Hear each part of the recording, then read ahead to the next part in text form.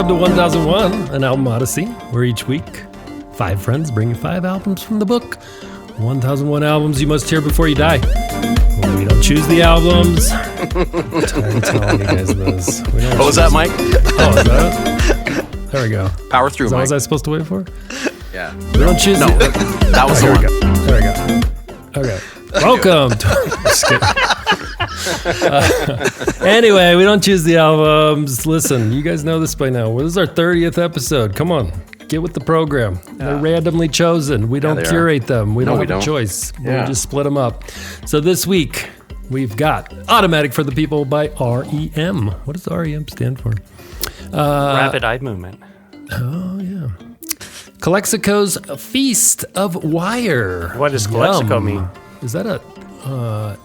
it's California and Mexico? Is that something electricians do? Have a feast of wires? Cee-Lo Green is a Soul Machine by Cee-Lo Green. What a surprise. Todd Rundgren's A Wizard, a True Star. Yes. And Black Sabbath's self-titled masterpiece. Let's get into it with R.E.M, Rapid Eye Movement. Yes, and that's where they got their name from, was from Rapid Eye Movement. So this was their 8th studio album, and I remember hearing Drive for the first time on the radio, and it pulled me in right away. This was, early 90s. It came out in October of 92, and, it was the middle of grunge. And that album kind of had that, that track had that sort of kind of morose feel that fit in really well with that whole grunge scene. But the rest of the album was kind of a bit different. When the grunge was coming in hard with all their distortion, R.E.M. was bringing in, acoustic guitars, mandolins, and cellos. So, they were always a little bit with it and a little bit on the, kind of idiosyncratic at the same time. It's one of the things I really appreciate about them. And this album was one of their most successful. It ended up selling like 18 million copies around the world, 4 million in the U.S., and reached number 2 on the charts. And, it's also been critically hailed too. Many people consider it their best albums, as do I. But enough about that. Let's go ahead and kick it off with some of the songs. I'm going to start off with some of the most popular songs. They're not necessarily my favorite, but we're going to start with Sidewinder Sleeps Tonight. So.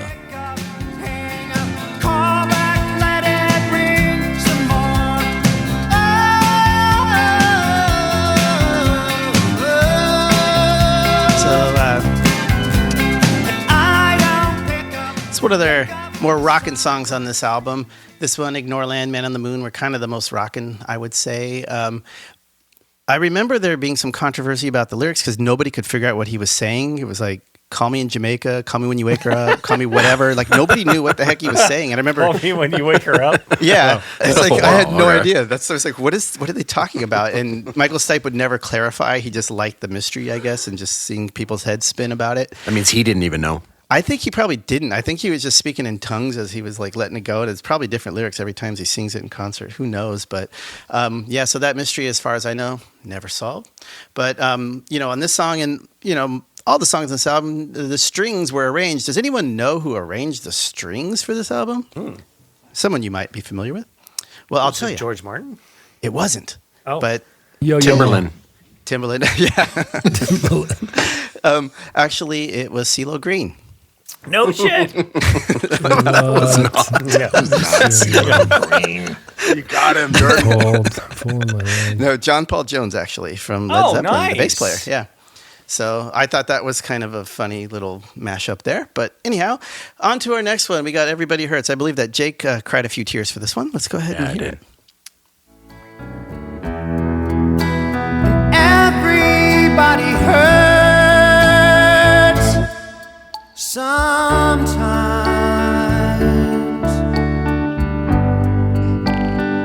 Sometimes everything. Who played the wood block?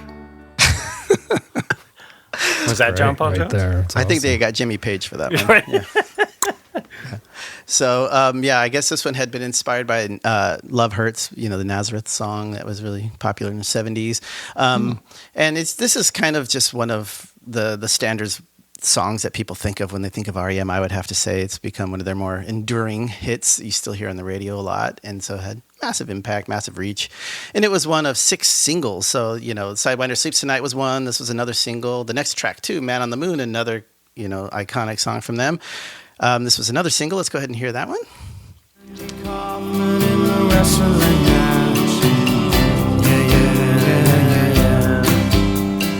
Monopoly 21, checkers and chess. So obviously it was about Andy Kaufman, and when the movie Man on the Moon came out in 1999, R.E.M. did the soundtrack, and the song was the centerpiece for that. So again, this is one of their most classic and enduring songs. Michael Stipe was a producer, I think, on it too. Right? He might have been, yeah. But yeah, he I just know that for certain they definitely did the soundtrack for that one. And so I just wanted to play those because those are all kind of iconic songs from there. They're all big hits. They had 4 top 40 hits off of that album. Those first 3 that I just played were top 40 hits. And then this next one here was actually the biggest, just edged them out. The other 2 were like 29, 29, and 30. This one came in at number 28. Let's hear Drive.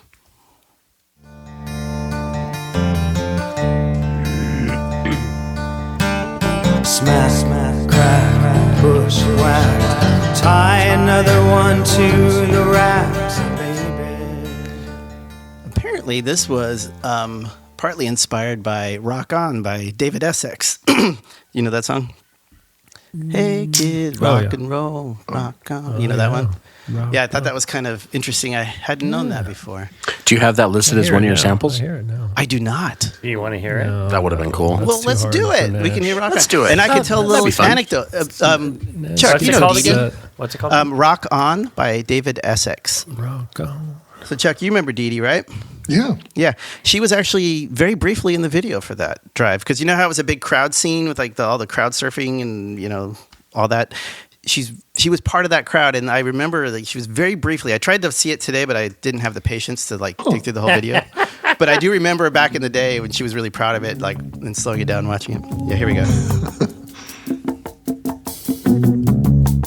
That was 73. The video. When did they do the video? That's old. Go forward. Kind of more, I think, with the vocals with the kind of delay, the rock on, there's like a weird... I can't. Here we go. See, he's getting upset. Sting. Yeah, okay. Where do we go? Like through here, maybe. Here. Which is a way that's clear. Got the rock on. I'm thinking that Drive sounds a little more like Highway to the Danger Zone than it does this. For sure. Jordan, who's Dee Dee? My cousin. Oh, okay. Well, back in the day, like she was dating Steve Zapp, right? Zapp. Yeah. And we all hung out at his pad in like Hollywood Hills. Yeah, I was jumping in off the Tarzana, balcony. But it was up on the mountain. Like you could see the valley and everything from there. And we were, drinking beer as 20-year-olds and jumping in their pool. We bought the big bottle of Carlo Rossi, like the 5-gallon. Oh, I remember those days. Check it on that one. And he said specifically, record AR guy. Yeah, he was a record A&R guy. And he had the silver record for one of those like. I think it was platinum. Yeah. What was the? He had a lot of Aqua. Well, Aqua. Yeah. That was it. Yeah. He had some real classics within the Aqua.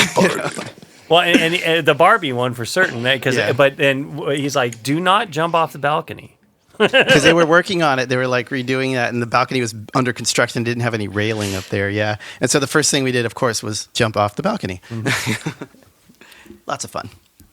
So, anyhow, let's go on to our next track. Smooth transition, wasn't it? Next one we have is "Try Not to Breathe." Like I said, try not to breathe. Hold your breath. Wait for it. Wait for it. Subside. Just look in my eyes. I will try not to worry you. I have seen things that you will never see. Leave it to memory. Yeah, this is one of my favorites. I like a lot of these kind of album tracks. I did pick 8 out of the 12 tracks to play. It was kind of really hard to pare it down. But so...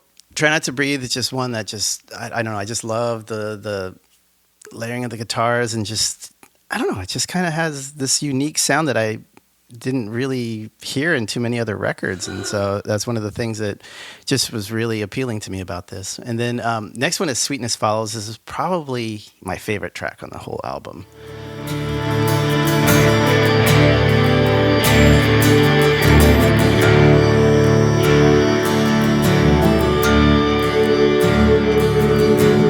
It's these little things they can pull you. Like the organ. Yeah, and it doesn't really have that standard, verse, chorus, verse structure. It's just kind of like this whole layered texture thing that just kind of keeps flowing, and I don't know, sort of really foreshadows like Up, I think. Yeah, I think you're right on that one because it has a lot of that same kind of sound to it.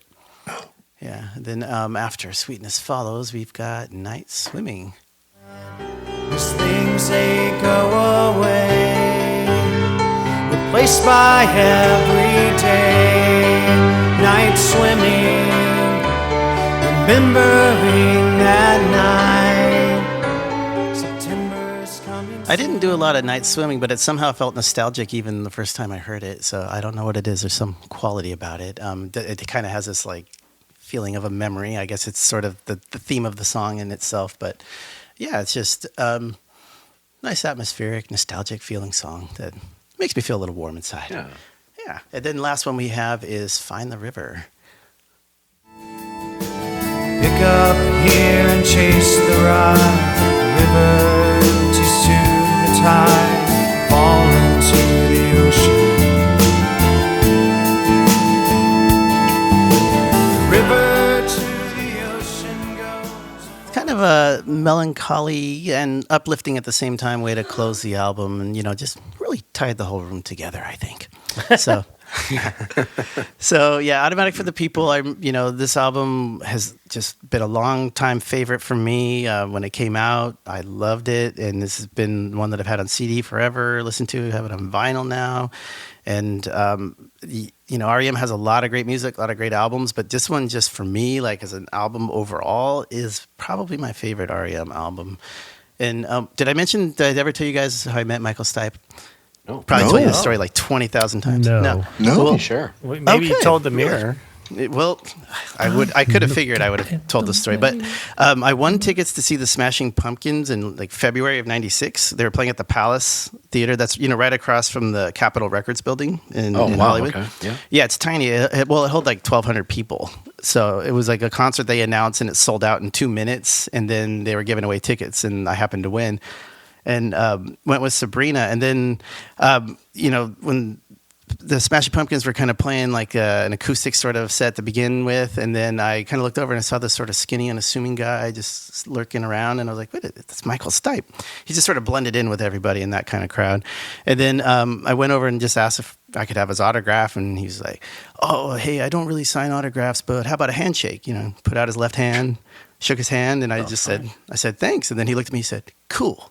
And so that's when I met Michael Stipe. We had one other autographs. What? So yeah, well, I didn't care. The handshake was actually kind of cool, and it was nice that he did that actually and took the time and was nice to me. But then we had like a small little connection at the end of the show too, because there was, right outside the show after it was done, some guy was just like, I did. How did you? Yeah, you stole my thunder, man. You went with ear, huh? Okay. Yeah. I could reach it more easily. But yeah, there was this guy who was like, he was on something. He was just being annoying, but not really doing anything that would have been dangerous. And then the bouncer guy just had a problem with him and just smashed him in the face, just like popped him really hard in the face. And like Michael Stipe was like standing right next to me when this happened. And we both kind of just like gave each other this look like, oh my God. And then that was it. That was my last little human connection with Michael Stipe. We were both kind of like, what the fuck's wrong with that guy? There's probably a reason why we didn't remember that. Because it was a good story. Yeah, that's probably the reason. Well, no, it's probably because you told us when we were all drunk. I probably did. Yeah. But anyway, there's R.E.M. So I, of course, am going to give it 5 stars, and everybody else is 5 stars. So perfect. All right, we can move on. All right, I'm just going to go in order here. Chuck, what's your rating here? I'm going to give it a 4. I think REM is one of those bands that when you're in the mood, they're perfect. And then when you're not in the mood, they a warm bathtub? Well, no, I mean, they have uplifting, happy songs too, but it's just shiny, happy people. You sort of got to be in the mood for Michael Stipe's vocals and the tone of their general tone. But there's a lot of great songs on this album. I highly recommend. If you haven't heard this album, go listen to it. So, 4. All right, Jake. Agreed. 4 stars for me, too. I thought the sample selections were on point. I loved how you broke down the album. You always do a good job of that. Brought some personal stories. I can't wait to meet Dee Dee one day. But yeah, I couldn't agree with Chuck more. I mean, you have to kind of be in the mood for it, but when you are, and it hits just right. That's for sure. Sometimes it's 5 stars. I would have to say, even if you're not, Absolutely, when it hits you in the right mood. That's fair. But it's fair enough because it's not all the time, and it's really not for everyone. So I'm pretty happy with 4 stars from both of you. All right, moving on to Mike. Yeah, I love the album as well. Also one of my first CDs. Wow. And the only problem is Night Swimming. I just, I really hate that song. So it brings down a half star, 4.5. Oh, nice. Okay, I can live with that. Ryan? I'm going to go with 4 stars. I love Michael Stipe's voice. I've always been drawn to it, and I think this is a really good album, but it is a little slow at times. Mm-hmm. Understood. All right. Well, thank you all so much. Great job, Jordan. Next to the Electricians theme song, Feast of Wire by Calexico.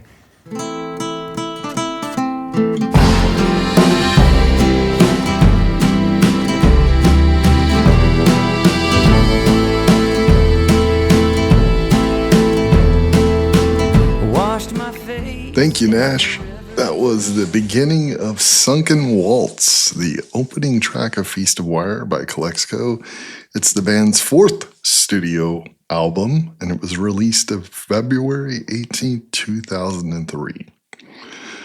So Calexico, they're an interesting band. They're sort of known as an indie rock band. They're from Tucson, Arizona, but they have a wide span of influence. They sort of blend folk, country, indie rock, Tijuana or Tex-Mex, which is mariachi and polka sort of fused, and junto, and which is like a Mex-Cuban salsa style, and then cumbia and jazz, and all of these things they bring and sort of create this border desert sort of sound to I don't know how else to describe it, but and they took their name from a California border town, Calexico, and the 2 main members of the band are Joey Burns and John Carbertino, and they were both members of another Tucson band that we've talked about on this show, Giant Sands. So they were playing in Giant Sands and then ended up creating Calexico. And Carbertino plays drums and percussions, and Burns plays a lot of instruments. He plays guitar, accordion, upright bass, percussion, quattro, cello, pump organ, mandolin, banjo, vibe, synthesizer, melodica, and he gives us lead vocals. And let's listen to a little bit of the second album track, Quattro, Our World Drifting.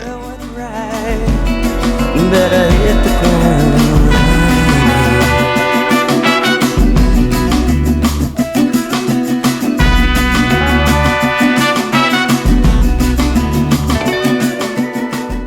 So check those just real horns, quick. man. Don't you think it would have been better though, Jake, if it was with a saxophone? I mean, I don't know that a sax would have added anything to it. I can appreciate what you're trying to do right there, but I don't think so. I'm going to shoot that one down. Can someone get the HR department on the phone? I think we have a burn here. Harassment. Those horns were Jacob and Joseph Valenzuela and Craig Schumer on horns. Yeah, I love those horns too. It's a beautiful track. It's sort of addressing though, like sort of a difficult topic, sort of the struggle of life, of pain, of survival, of alienation. And I sort of think, what? When you own an Audi? Yeah, no, Audi. Well, I don't know who owns an Audi. That's a bad joke. Sorry. What's an Audi? An car, Audi. Audi. Not a Mini. Not a belly button, Mike. Audi. You said Audi.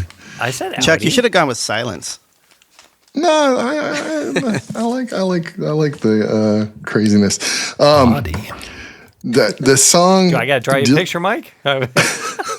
Anyway, it's got the four circles. Say the words right. Said Audi, bitch. The song deals with recordings. The song deals with the harsh struggles of potentially of migrants crossing the border, and a lot of these songs are sort of like border and desert struggles, and also addiction as well. And you'll see that as a theme throughout the album, of these sort of like dark stories of the desert and the border. This song was actually covered by Robert Plant later in his life after Zeppelin. He did some albums with the folk country singer Alison Krauss, and they recorded a version of Quattro on their album Raise the Roof. So if you're a big Robert Plant check that out. But even without Burns' lyrics sort of talking to us about these struggles, you get that sense in the instrumentals, and over half this album is actually instrumentals. So let's listen to a little of one of those. We're going to listen to track 5, Pepita.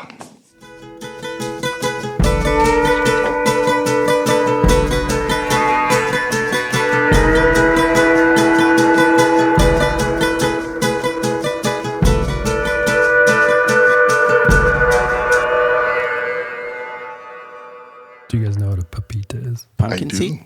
That's right, Jordan. It's a pumpkin or squash. It's like a pumpkin or squash seed. So, same difference, pumpkin dude. or squash. Yeah, I mean, it's same family, obviously. Audi. Just go with it. Yeah. That song, like the guitar work combined with the mandolin and I think that we heard the cello. Let's not start getting into this. No, it was clearly a saw. Oh, okay. But anyhow, the song creates like to me strong emotions even without the lyrics. And I think, I don't know, Pepita, maybe it's a former lover or a lost loved one. I don't know. But before we move forward, I just looked it up. It says clearly pumpkin seed, but that's fine. Oh, I looked it up too, and it said squash or pumpkin, but that's fine. I looked it up too. not that particular thing.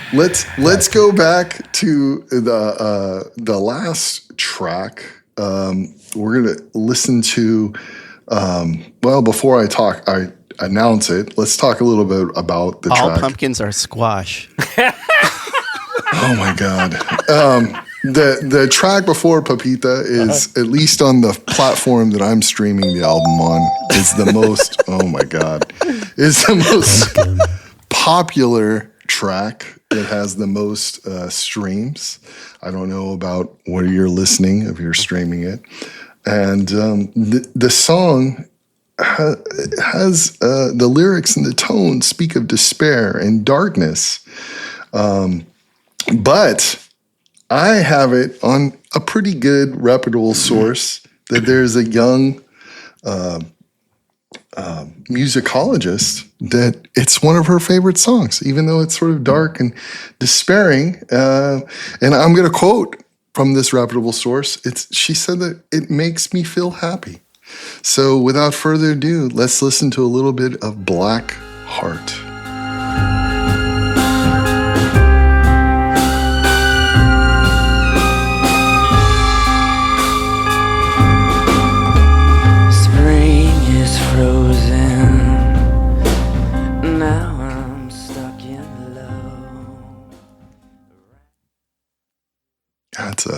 a full sound, intense strings. It almost gives like a deserty noir sort of vibe. So did you want me to give some more background on that young musicologist? Yes, please. So it happens to be my 3-year-old daughter. And so the first time that came on, that was a section, from around that part of the song. She just kind of, sitting in the back seat in her car seat, and she said, "Who sings that song?" And that's her way of saying that she likes a song. And I said, "Oh, it's Calexico." And then she's like, "What's it called?" And I told her it's Blackheart. And so then pretty much every day after that, 10 times in a car ride, she'd say, "Play Blackheart, play Blackheart." And, That's awesome. Daddy, Blackheart. That's and cool. We'd be sitting in the house, and she's like, "Blackheart." I'm like, "I don't have. Okay, enough of Blackheart." So she really liked it, and I was trying to kind of dig a little deeper to see if she could explain why she liked it, and she told me, it makes me happy because I like it. And then I really sat down with her, and I was like, "You really got to explain this because I just don't get it." And so so she kind of said, All right, Appa. That's what she calls me, Appa. She said, "I'll break it down for you." She said, this is, and I quote, "Blackheart is the sonic apex of desert noir existentialism." Yeah, she's smart. Then she went on to this kind of the insight here, where the insistent snare becomes a metronome for the slow erosion of the human spirit, predicting different sonic horizons. The landscape is vast, but the psyche is airless. What feels like romantic despair is really a meditation on isolation as a permanent condition. So, and then she said, "I gotta go poo poo." Yeah. Juilliard is already on the phone. We got to get her on the show, man. I can have her come and explain that in person. But great. I thought that was kind of spot on. I'd say so. Absolutely. That'd be cool if you spent like a week forcing her to memorize that. And then say that. I think it would take. See. What? She wouldn't have to memorize it. She knows that. She just spews out I mean, of her these things. Sorry, I didn't mean to ruin the illusion. Right. So anyway, back to you, Chuck. Sorry. No, that's you guys set that up ahead of time. Story. Said it better than me. That text back and forth between you two? No, that's literally what she said. Spur of the moment? Yeah, spur of the moment. Stop doubting. Stop doubting, guy. Let's go ahead and listen to a little bit more towards the end, Nash.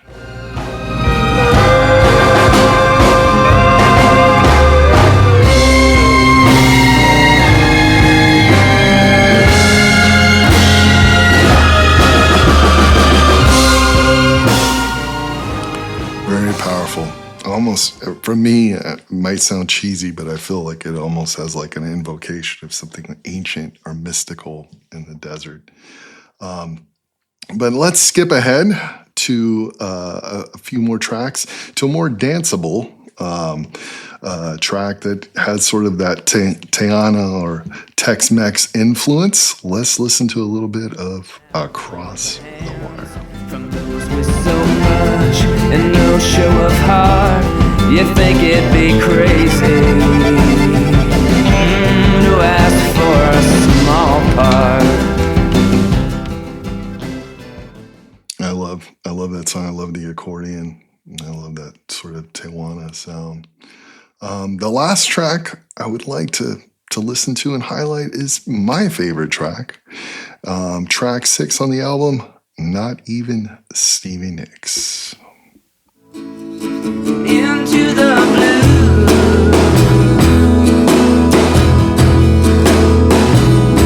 into the blue. And again, we have this loss, this sacrifice, I don't know. Yes. It's not falling asleep, or it's not necessarily the whole album isn't dark. I mean, there's dancing and there's fun and there's accordion and there's horns, but there is this constant sort of presence, or at least I feel like, of the desert and the I don't know. How many of you guys have been to the desert or been into never Death been to a Valley? desert. No, or I've been never out been. to Joshua What's it Tree. like? I heard the desert's I live hot. in a rainforest. Yeah. Is there sand? I don't know. I sort of feel like an overwhelming sense when I'm out there, especially in the sun's beating down, and I don't know. And I feel like this album does a really good job sort of like giving you that vibe and that emotion. Especially the pumpkin seeds. And the pumpkin seeds as well. They get dried out in the sun. Easy, buddy. Easy. He told me. Of course, I give this album a 4.4. I love it. At times it can be a little much, but it's a great album. Let's go reverse. Ryan, what do you think? I think you were the one who introduced me to this album, and I like it a lot. I give it a 4 too. I 4 or hate the 4.2? 4 also. Gotcha. Ryan, you would have heard zero music without Chuck, according to what you've said. Or Jordan, or you. I don't. Yeah, what I like, everyone else doesn't like, and they make fun of me. You fucking pricks. Well, you sort of got me into 9 Inch Nails, Ryan. So 9 Inch Nails is pretty goddamn good. But the album cover is lame. And by the way, Feast of Wire. Just a little side note. I like the album. Here we go. The one time I ate some wire, it put my tooth through my lip. 8? Oh my God. Because a piece of 500 came out of a J box and hit me in the face. Ooh. And 500 is like, 3/4 inch thick copper. And so when I think of Feast of Wire, I think of that tooth poking through my lip. Brutal. That's a fun image. Damn. Brutal. Thank you. When did that happen? I was probably 10 years in or so. It hurt like a motherfucker. I kept going, but I just popped, and I noticed that I had a hole in my fucking lip. But it was when I had more of the snaggletooth going, so braces and don't have that problem. Now it'll just knock my teeth out. Hey, that was a great addition. Brutal. That was a good story. I didn't know that. So don't eat wire is the moral of the story. Okay. Mike, what do you say? Yo, I say I give it a 4.1. I think if I gave it a couple more listens, I actually listened to it, I don't know, maybe 5 or 6 times from 0. So I think it continued to go up. Like my initial rating was in the 3s, and I definitely agree with you. Definitely has got a vibe. I just need to visit the desert so I can really tie it all together. 4.1. I'm going to jump in here for a second, too, and it reminded me a lot of Gutierrez Hermanos, or Hermanos Gutierrez. Is that it? Yeah, something like that. Have you heard those guys? No. Because they got the same kind of vibe, and it's really cool. It's cool. It's guitar-based. Are you saying Hermanos? Hermanos Gutierrez. Hermanos. The brothers. Gutierrez brothers. Yeah. Audie. Fuck. Hey, man, no one said I was a fucking linguist.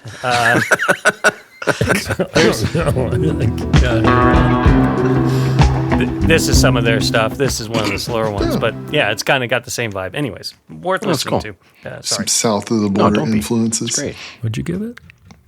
4.2. All right. Jake, you gave it a 4.2? No, I haven't even said anything yet. Oh, what'd you give it?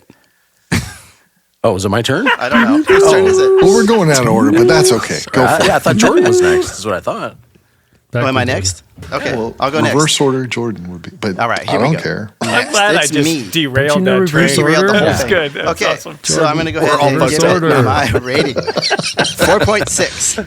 I thought it was a solid album, and Blackheart's a pretty good song if you haven't heard it. So I just recommend listening to it like 5,000 times, and you'll get a new perspective. I should have put 4.2. Anyways, whatever. It's not too late to change it. No, it's 4. It's too late to change it. 4 also. All right. So that leaves me. That's you. Chuck, I thought you did a great job breaking this album down. I am now a Calexico fan. So thank you for that. I'm going to give this album 4 stars. Wow. Yeah. Would you call yourself a fan, boy? Wow. No, just and I don't know how you find time to listen to it 5 or 6 times. I don't know how that's possible. But Well, you just push play. yeah, I guess. Well, that was fun. Right. And up next, that's great. Thanks for the energy in that one. Parting words. All right. Up next, we've got Cee-Lo Green. ...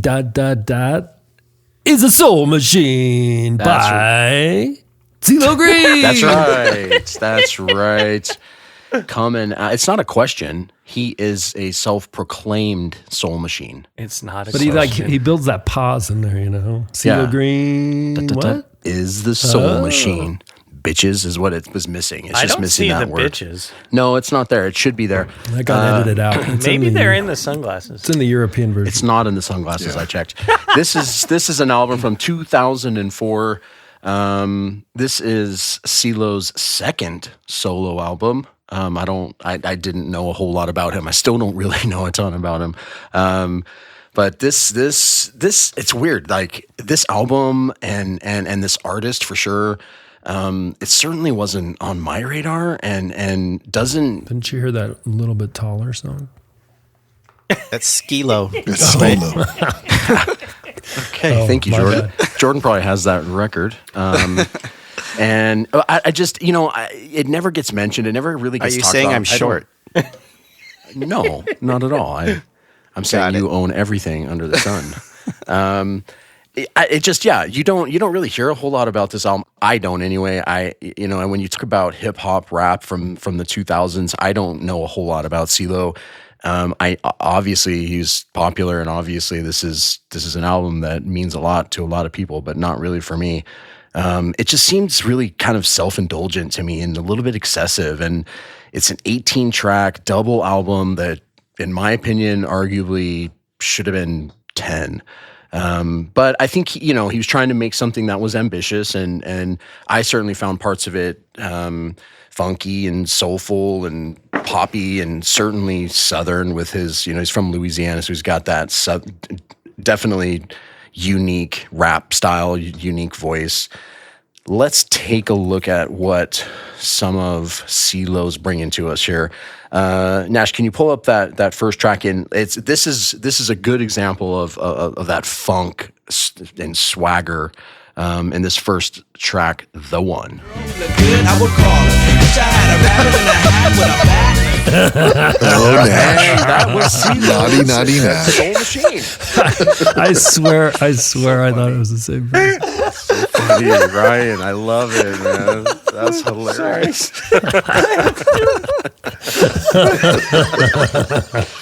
That was really good. I had to take a note. I'm going to be able to recover.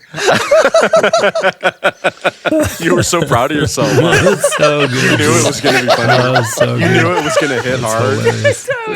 That was my. I didn't really. I just knew it hit hard for me. I was pretty much in it for the.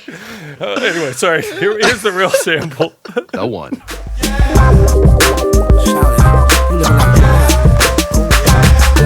Start this shit alright. We got sugar tonight in the house tonight. We gon' start this shit alright.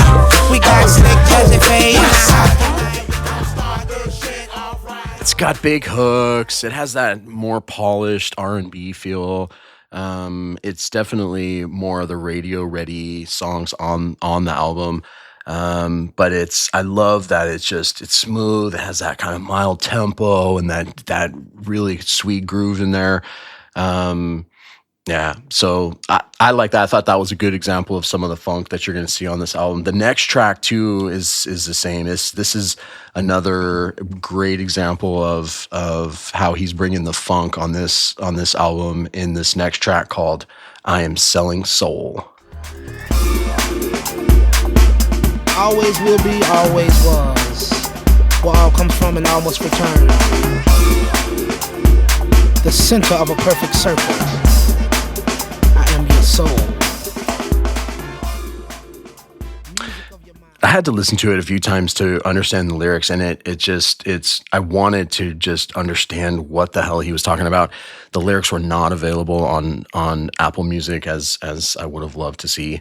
But it's just, it's definitely self-aware, in my opinion. He's sort of framing himself as someone literally selling soul, which I don't know. I mean, he's either doing it as like this, tongue in cheek. He's literally selling soul music commercially, or his own emotional authenticity, or just the idea of selling out completely. I don't know, but I thought that was a a decent track. Some of the ones though that I think can be cut, and that's what I'd like to play next. Is just you're going to get several songs on the album that I feel like probably should have been left on the editing room floor. It just didn't add up to me for some reason. But let's hear the next track. If you're ready, with Glockapella. Cause to just sit with this shit, I've only gotten sicker. Yet I react without even a crack in my composure. With the only way he knows to bring this shit to a closure. I'm worthy, and my associates and I named the South Dirty. And I'm even for sale and burial. It feels, I don't know, it feels unnecessary. This song to me it just stands out as a song that doesn't really belong to me. It's too long, it's too drawn out. And it's really about this like rap battle between him and someone that I wasn't able to figure out. So I don't know, maybe one of you guys know who he's trying to battle with on this track, but okay. Can't help you there, bro. That's all right. No big deal. It felt a little bit more like a space filler to me. But this next track, not so much. I think if we're ready, we can cleanse our palates with this next track, I'll Be Around. So I might as well give them something to talk about. I was a rap to make a blind man believe in the boogie. And if you came here to move this evening, the boogie holler. When you want me to come, holler. When you want me to come, Call me. when you want me to I'll be come. around.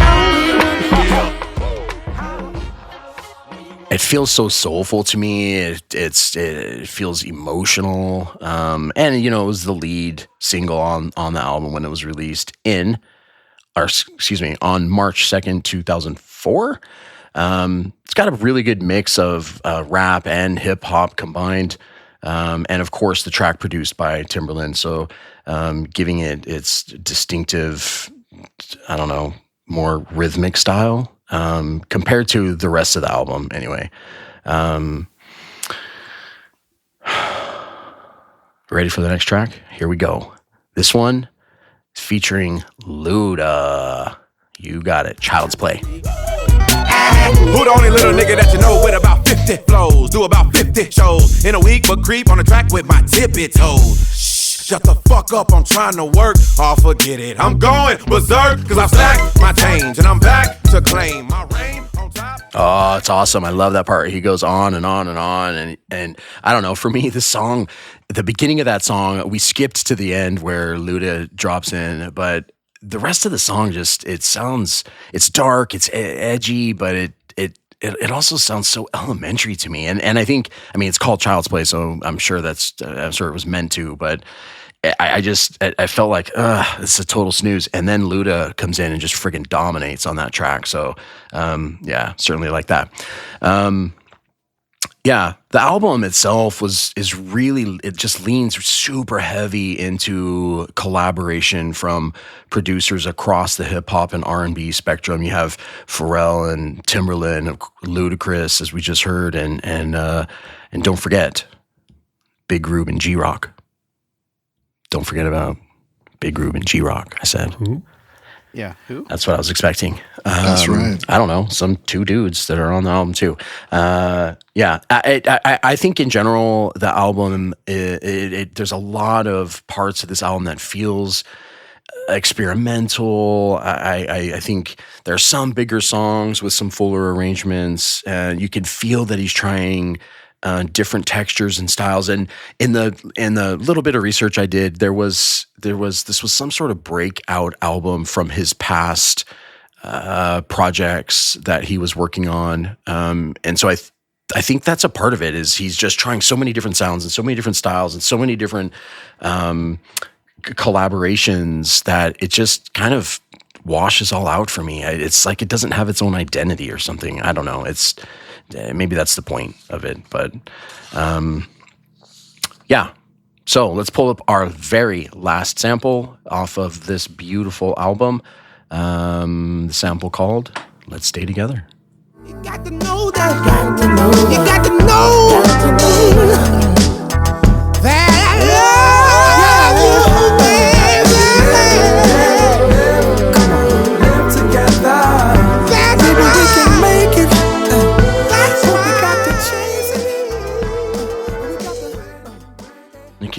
like, right? It's just he's got so many different styles on this album. The song apparently it's not. It's a. I'm saying this. I'm asking this as a question. A bold reinterpretation. Maybe, I don't know. It's not a direct cover, of course, from Al Green's "Let's Stay Together," but it's certainly, apparently, anyway, inspired by that vibe. In fact, the lyrics "Let's Stay Together" are nowhere to be found in the song itself. But you wanted to avoid the royalties, I think. But yeah, I guess that's true. But it's definitely an original song produced by the production duo, the Neptunes, and of course has Pharrell's vocals in there, which helped carry it along. So cover art. You want to talk about that for a second? Dude's close up, got the sunglasses on, doing his thing, got the reflection in there. It seems like he likes to wear glasses. I think that's a fair statement. Yeah. Well, good for him. We all like what we like. Find your happiness. Follow your happiness. That's what I say. Okay. And that, my friends, was Cee-Lo's Cee-Lo. Green is the Soul Machine from 2000 and whatever I said. What's your rating? 4. So, yeah, thank you. My rating, 3 stars. 3 stars for me. Wow. 3 stars for me. Jordan, what about you, Jordan? I give this one a big 2.8. And I can tell you that this album did not make his career, shoot off like a rocket, because I started working in a Casino Morongo on Christmas Eve of 2004. So it was must have been very late December, early January, I forget exactly when. But the Mystique Lounge, which is their music lounge within the casino, this was middle of the day too, maybe, well, not evening, 5 or 6 o'clock.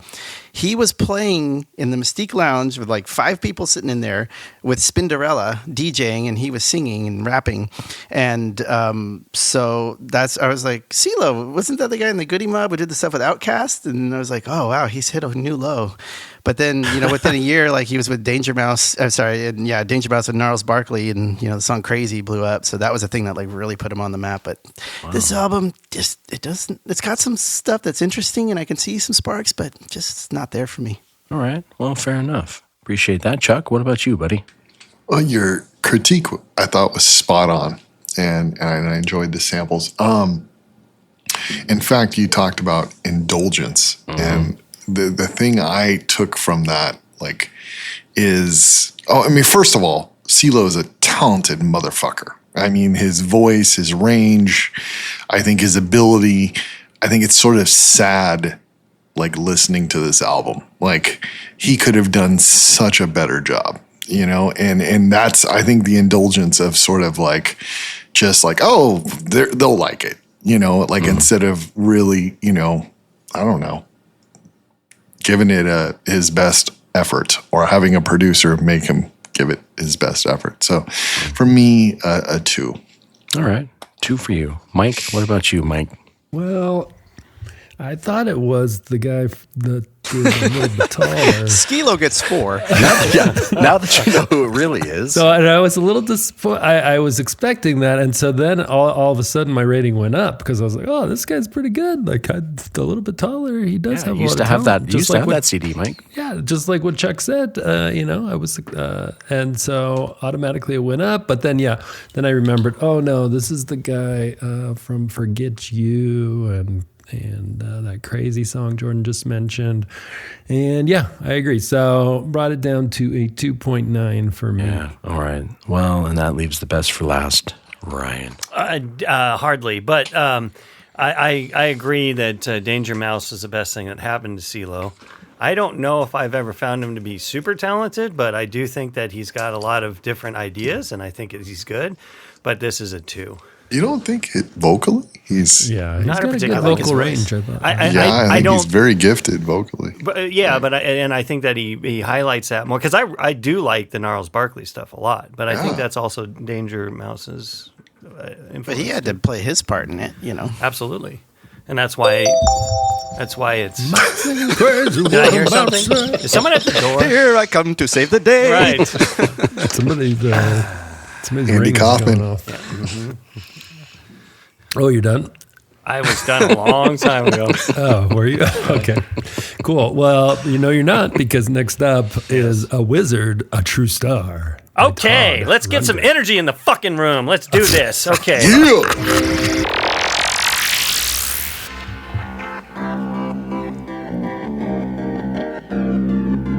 See, so this comes in with all sorts of weirdness.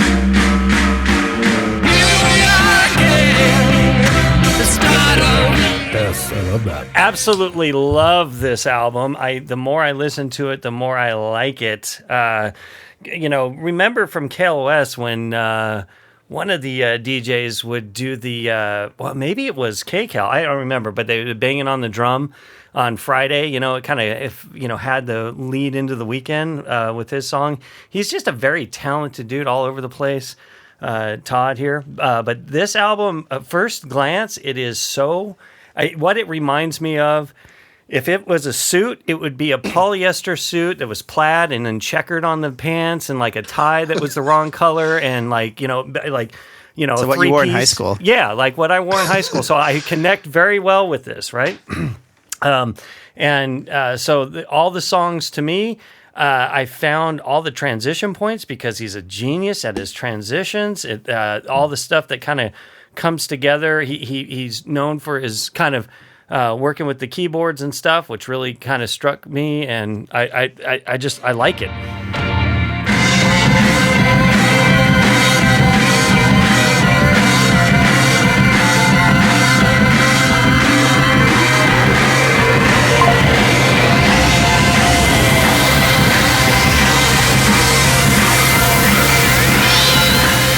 So stuff like that, where you're mixing all these different components together, really kind of work well, and I love the experimentation with it. And then his transition between songs. This is one of the last little bits here.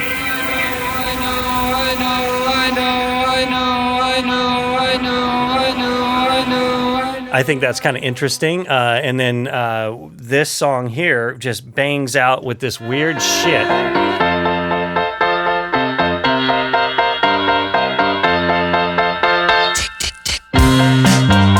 I don't know, it's kind of creepy and weird. No, that's awesome. That's awesome. And I like that it's dry and it's in your right in your face. He experiments a lot with the reverb and then coming dry, and then the sound of all the different components. These songs are all in the beginning of the album. They're all like a minute long, which I think is awesome because it's just like little like chocolate bites of goodness.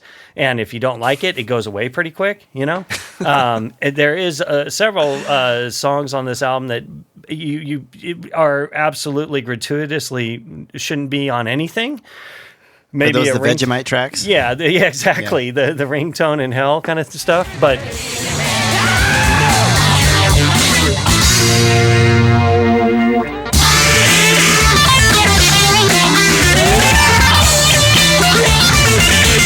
I mean, that's a rockin' little guitar lead there. I mean, that's not anything to shake a stick at. And then this song, I love the title. It's Rock and Roll Pussy. And it has a nice. What's it about? I'm not sure, but the ending it kind of tells you.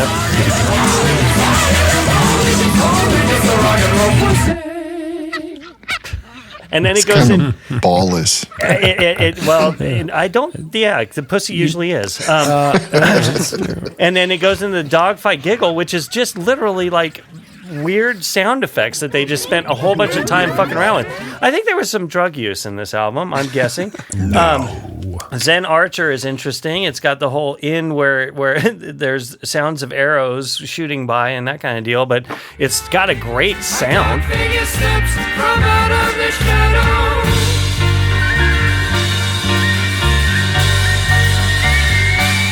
It has these great tempo changes and vocal parts. So Ryan, could you do me a favor? Yeah, can you just fuck myself? Yeah, sure. No. Could you mix down this album to like the bits you're selecting now? Yeah. Just like give me that, please. Yeah. Oh, come on. That sounds. Stop with your editing. I think it would be appropriate in this situation. Sounds like a good idea, actually.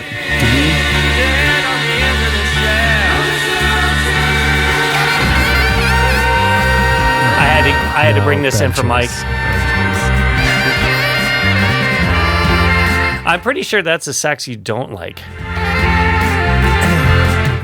Yeah, that'd be a good example. Yeah, so anyways. That could be a clarinet. I could not. I'm joking. Come on. So what I do like, the first song is called International Feel, and then this one is the French version, Le Feel International or whatever. And I really, really like this song.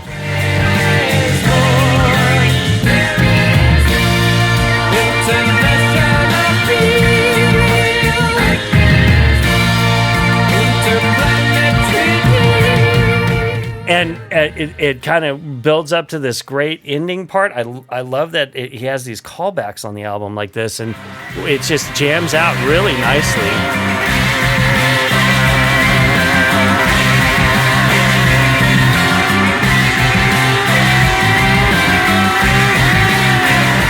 So what I dig about this is the instrumentation is nice. The chord choices are really interesting. It has a feel that I really dig. I got two more samples here. Sometimes is the next one, and it's it doesn't slow down.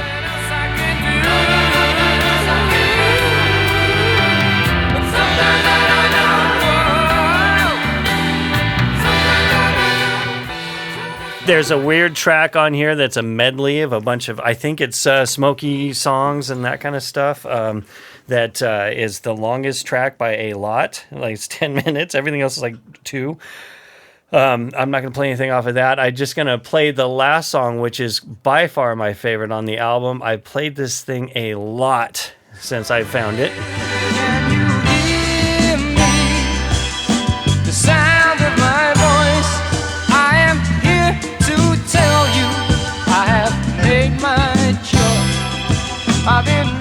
I love that the end of the song is just one victory, or the end of the album is just one victory. This song has a complete journey that it goes through. I'm going to kind of just get the highlights right now.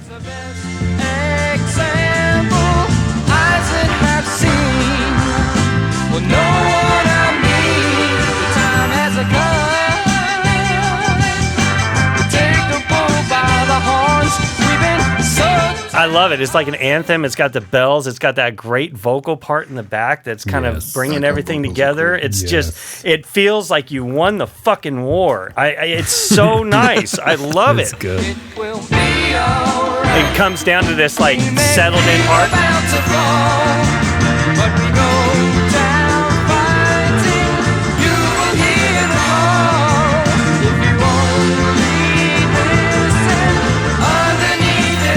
I don't know. It's so awesome. And then the end of the album, it basically just runs that out on this nice fade. And it's just like, it just, I don't know. After you play this album, you could bring it back to the beginning.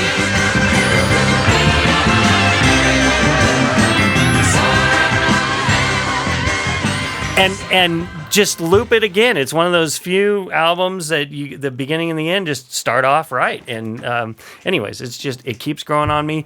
Yeah, it definitely needs some editing. I think you could take this down to about 10 tracks, but I think there's 10 solid tracks. Anyways, I give this album a 4.5. Wow. Because I dig Rundgren. I've been listening to other tracks, that kind of thing. This was definitely one of the surprises for me.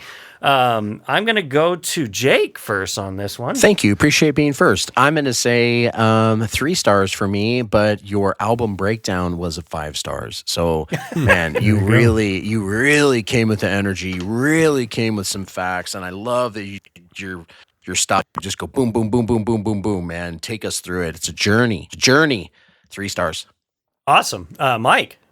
Oh man, dude, this was endless discoveries for me. I loved it. I loved how psychedelic it was. Nice. I thought it was perfect from start to finish. Just doing a little background, it was meant to be, almost a concept album where it's supposed to be listened to from start to finish. Another interesting maybe fun fact is that, it was longer than most albums. And so the sound quality went down because of it, right? Oh. And so he put a liner note in there like, turn it up, motherfuckers, because, he wanted to squeeze in all his animal noises or whatever. So maybe you're right. It could have edited down so that we could have got a better audio quality. But, he had something in mind and I like it. So 4.4 for me. Nice. Well, and you know what? This is the remastered version. And I did notice a difference. Oh, nice. So I put the remastered one on this because it had a little bit more top end. I would love to cover Just One Victory. I think it's so good. It sounded so familiar, but yeah, just so unique at the same time. I just loved it. Good. Jordan, what do you think? Sorry, what was Mike's rating on that one? I spaced out. 4.4. Wow. I'm just being honest. Wow. Todd Rundgren put you into a psychedelic coma. A bit of a trance. I was a flashback and saw ants crawling on my face. Sorry. Yeah. I hate when that happens. Puking Satan. Jordan's puking Satan. That's what it's meant to do, Jordan. You're feeling it. The desired effect. No, honestly, I found this album really painful to listen to. Nice. There were some very interesting bits, and I think I need to give it another chance because, honestly, as Jake said, your breakdown was pretty phenomenal, and, it made it seem like something I'd really want to listen to, but I have a feeling it's just going to be painful again. I'll send you something in the mail. It'll loosen you up a little. Well, maybe the best way to do it is to make a curated playlist with like 4 or 5 tracks. I could certainly do that. Maybe something like that. No, it's meant to be listened to the whole thing. I agree, but not everyone can eat the full spoonful of sugar. Check your mail.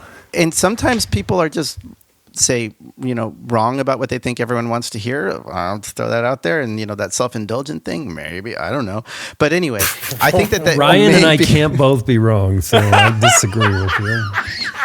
But I like the idea of what Ryan is saying, because sometimes this kind of just sort of it's an easy way to kind of, hey, come on, let me just give you this comforting hand around the shoulder to guide you in a little bit. Oh, this is pretty good. Here you go. Here's some cocaine. Then you're into the whole album. No, wrong. Yeah, that's how that works, right? No. So, moral of the story is 2.5. Good. Okay, and then Chuck. Jesus Christ. Well, I listened to Something Anything, the album before this, and I've enjoyed it. There's some great tracks on it. Oh, yeah, that's a great album. But like Jordan, I had really had trouble getting through Wizard, A True Star. But the tracks you selected were, like in the middle of your critique, I went into YouTube and saved it and downloaded it so I can listen to it tomorrow. I'm glad you were paying attention. Boy. So, and don't be wizard. disappointed too. But like I like when we were listening to it, I remember saying, listen to the international song, listen to the Archer song, listen to Just One Victory. Just One Victory, I put on like regularly in the living room just because it just gets me going, man. I feel great after listening to it. You picked really great samples. Enough that I'm gonna listen to it again. Good. So I don't know. I feel bad sort of giving a rating right now. Don't feel bad. I'm because I don't really know what I'm gonna feel tomorrow, and the next day I'm gonna give it a 3.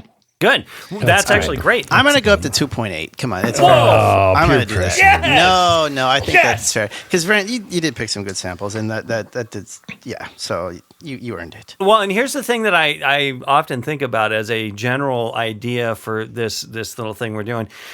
We need to go back and pick one of the albums that has switched on our rating, whether it's gone up or down. That's a good idea. Because I think that there is several albums early on that I would rate differently now.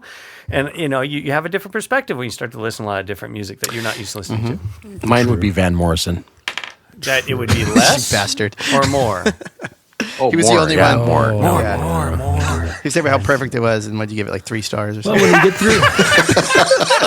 Well, when we get through all the albums, we'll go back and do it again. Oh, that would be torture. That'll be interesting. Yeah, we'll start over again. Yeah, exactly. Start over from the beginning. Like nothing ever happened. New randomly selected albums. Well, great job, Ryan. Last but not least is me, and arguably the best fucking album of the week. Let's talk about Black Sabbath's self-titled album, their first album.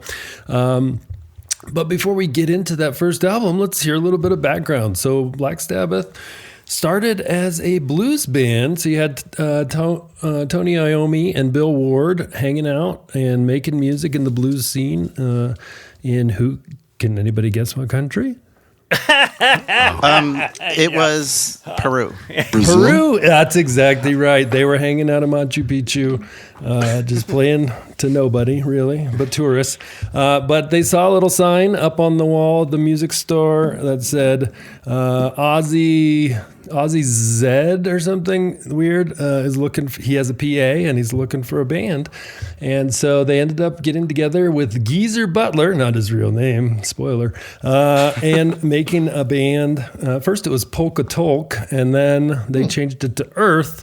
And they originally had a saxophone player and a slide guitar player. But guess what? They fucking got rid of them because saxophone sucks. And that's when they really started to make really good music. What about the other thing? The slide guitar, yeah. Well, Ozzy didn't like that dude very much. He was kind of an asshole. He was like, no, we're playing the blues, man. Like, you have to chill out. Ozzy was like really into his stage presence, and the guy was trying to tell him like, no, we're a blues band, you don't get all like into the stuff. And so Ozzy's like, you know what, Geezer, let's get rid of that dude. And they're like, okay, cool. And so they got rid of him. They started making darker music, still under the band called Earth. But what happened was there was another band called Earth, and somebody booked Ozzy's band thinking it was the other Earth, and they were really disappointed because they were playing really different music by then. They were into their darker scene. Geezer had like a bad dream one night, and he was like, there was some dude standing at the foot of his bed, and so they made their self-titled track out of this dream, this dark dream, and Geezer also came up with the name of Black Sabbath. Let's get right into that dark, stormy dream here with the dark figure at the foot of the bed. It's going to take a little while to build, so go ahead and like start playing the stormy I want to put this album to Monsters Inc. now. Yeah, that was that Cure album was about the stuff that Spider-Man at the foot of the bed too. So that was a weird coincidence. But yeah, as we're hearing this, Ozzy was playing this for his dad, and while we were figuring out the technical difficulties, I was telling this story, and he's putting this on for his dad, but he didn't know they added all this dark stormy. Is this stuff still going? Yeah. So that it finally kicks in to this simple 3-note song, which is Black Sabbath. Kind of like the story. Very simple. But the birth of heavy metal, what do you guys think about them? Love it! Well, whether it's the birth of heavy metal? Yeah. Well, I kind of agree that it is because of the whole the aesthetic, the vibe, everything about it. Because some people argue actually it's Cream because of the double bass drum, but it's not. I don't get how Cream was, but that's what my musicologist, professor explained. But anyway, no, I could see that, and it's funny. And, and then Led Zeppelin with the descending bass line, Right. Well, and Geezer credits. Who's the bass player for Cream? Oh, Jack Bruce. Yeah, as he was a big influence on Geezer, taking the lead bass. More on that later, though. But yeah, Black Sabbath, this album was released on Friday the 13th, 1970. And although it's just 3 notes, there's a lot of depth to this music. So let's go a little bit farther into that title track here so we can hear it get a little bit heavier outside of this kind of 3-note. I love this part. This was so cool on that Friday morning. Please God help me. Yeah, I don't know. It just hits so hard, even though it's fairly simple. And those parts where he's saying that just really got me amped up for whatever reason. But Let's hear a little bit more of that complexity. Towards the end of the song, they really start speeding it up. So they go from this like 3-note thing that's like the most of the song to just really powering in.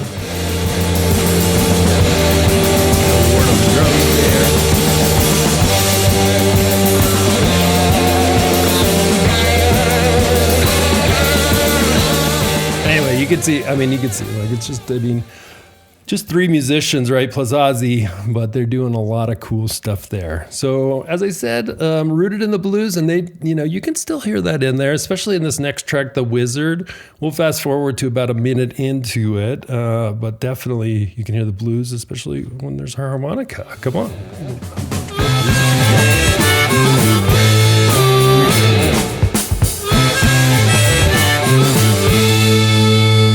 Awesome, cool, right? The blues roots with the like heavy sound, so it was a cool combination of it.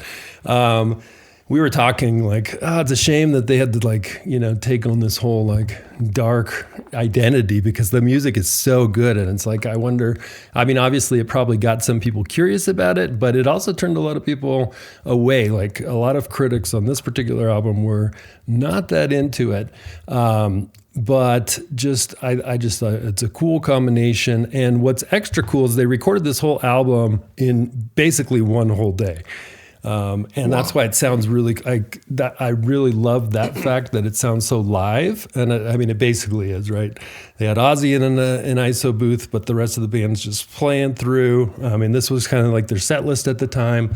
So I thought that was really cool too. And like I said, Geezer took a lot of influence from Cream and really like played the bass like a lead, which I always appreciate. Let's go to the next, it's the medley, Wall Asleep, basically with BASS, and then Nativity in Black. We'll start off pretty early in there. Well, I have a problem here, Mike. Which album were you playing? The one that was linked to the actual thing on Spotify has those separated. Yeah, that happens. What were you playing off of? Well, I put in the notes that it was the remastered. I'm on the remastered. 2009 remaster. Okay, let me see if I can get that. Sorry. It's okay. No. You can always play from the record because they're all connected there. And that's one of my notes totally too, different. Is that you have and Jordan, what do you say? Well, Ryan's looking at that. Mm-hmm. Like, do you have both of those releases? Because there was the UK release and the North American release. Oh, of the LP? Yeah. I have the American. Gotcha. So on the UK or on the European release, there was a cover song instead of which one was it? Wicked World, I think. Yeah, they had Evil Woman, which was a cover, which is good, but Wicked World is so much better. So I have to say the North American release was I think superior. Much better. It's interesting that they have the tracks separated because they clearly go together, but I noticed that, so that's what I was trying to note. Yeah, because like on the record, the American one, on side 1, it's Wasp, Behind the Wall of Sleep, yes. Basically NIB, and then on side 2, the ending is A Bit of Finger, yes. Sleeping Village, and Morning. Yeah. So, it's okay if you don't want to play, how was it separated again? I got it. I got the 2014 version. So, I'll just play your list like it was. Sweet. Starting. It starts off at the beginning of Wall Street. But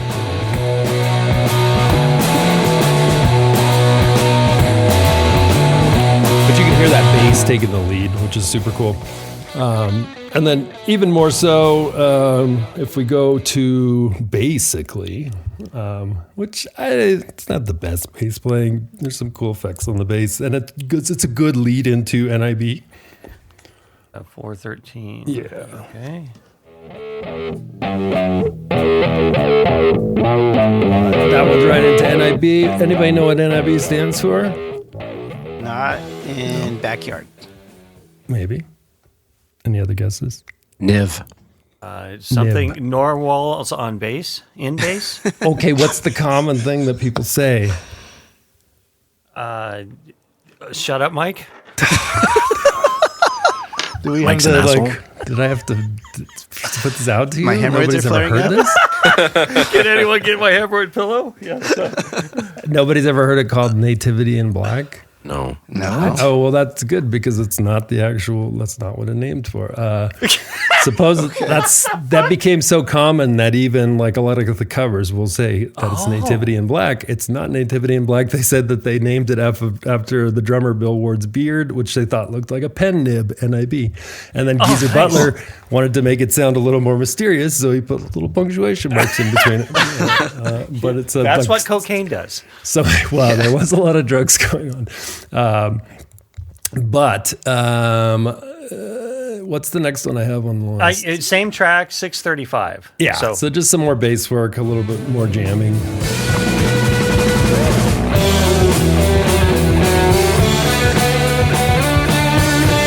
You guys know me, I like my jams, and there's a lot of jams on this album. And like some of the stuff, like Nativity in Black, it's a classic one from this album, but I don't like when the vocals go right along with the music, and that just kind of grates. Ozzy does that, here and there for certain. I'm not big on that. And some of this, there's some themes that they keep returning to, but live, there's a lot of live audio and actually footage too, and they fucking kick ass. Even the last show, man. I was listening to that and it was like, whoa, holy crap. That made me tear up a little bit. Yeah.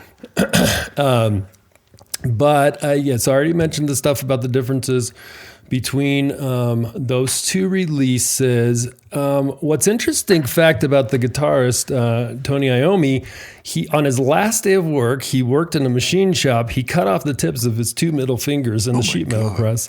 And that's kind of bad for a guitar player. And he got really bummed out about it. He was literally going to leave his job because they were making enough money as a band to be able to do that. And then he got really depressed. And he's like, I'm never going to play the guitar again, because you kind of need your two middle fingers to be able to play. But one of his friends said, hey, have you ever heard of Django Reinhardt? Because he also only had two fingers. And that really inspired him to get back on the horse, start playing. And he went to the hospital and he's like, hey, can you do something about my fingertips here? Not his whole fingers, it's his fingertips.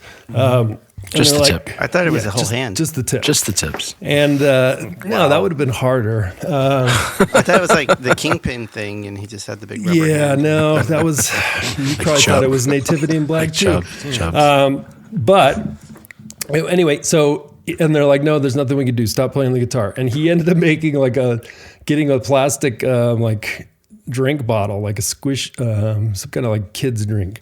And he made himself a fingertip out of this plastic stuff and filed it down and put a piece of leather on it so it wouldn't slip off. And it helped him kind of create this new style that actually is pretty unique to him. And the next track we're going to listen to is called A Bit of Finger.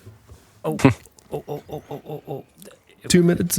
Yeah. Not a Butterfinger. Yeah, there was another track in there, Wicked World. Oh, Wicked World. That's a good one.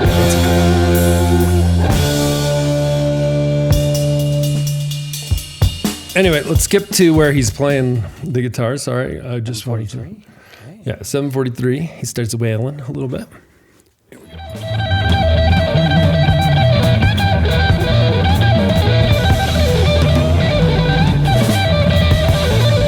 So you can still play even with that plastic bottle fingertip. And he got annoyed because actually some of the more simple songs, like that opening track, were played in a kind of unique way, but people that covered it weren't playing it in the exact same way. So he didn't like to hear it. The last track we have is kind of just shows that, they still have their blues roots. And so about 10 minutes into that same medley at the end, our classic.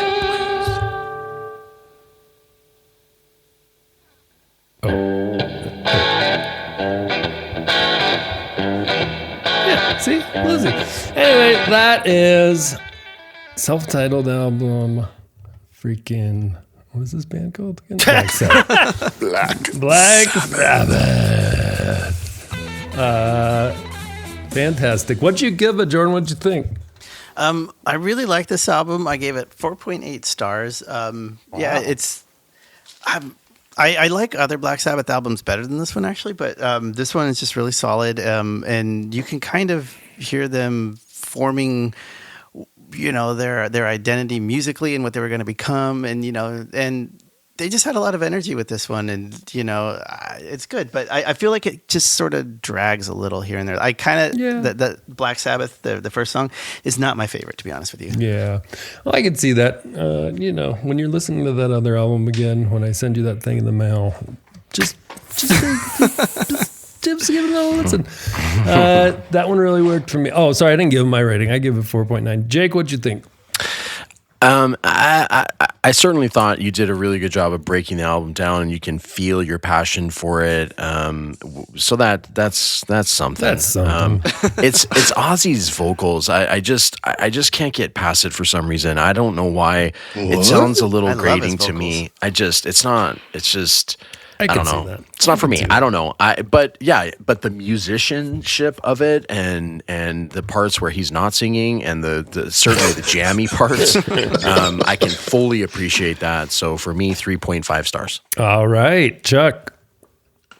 Man, The Wizard is such a great fucking song. It is. I love that song so much. I love this album. It's not my favorite Sabbath, but for their debut album, fuck. I mean, I can't imagine listening to this song or this album when it first came out. No it must have been mind-blowing. And they recorded in a day.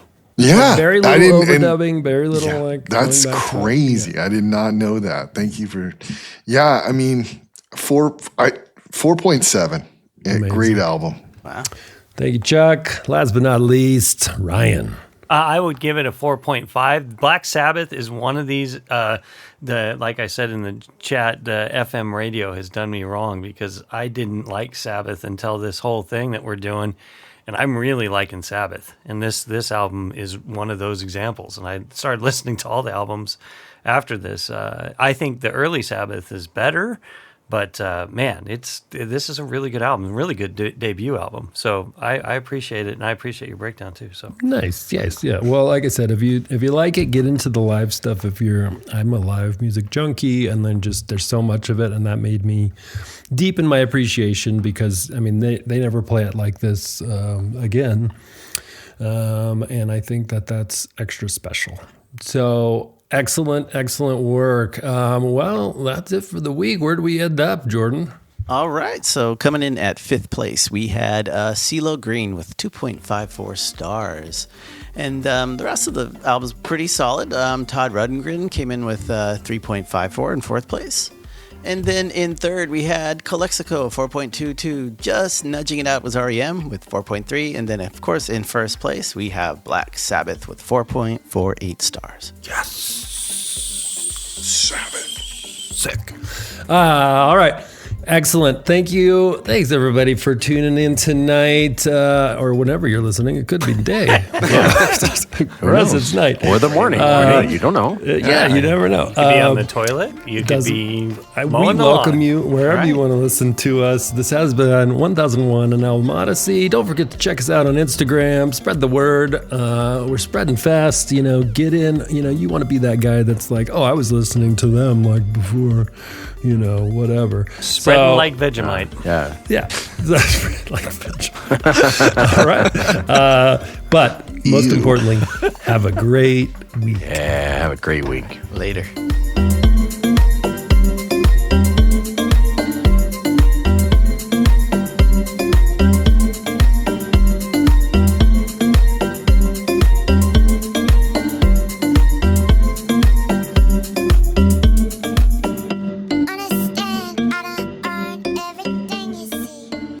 Once you're in, ain't no running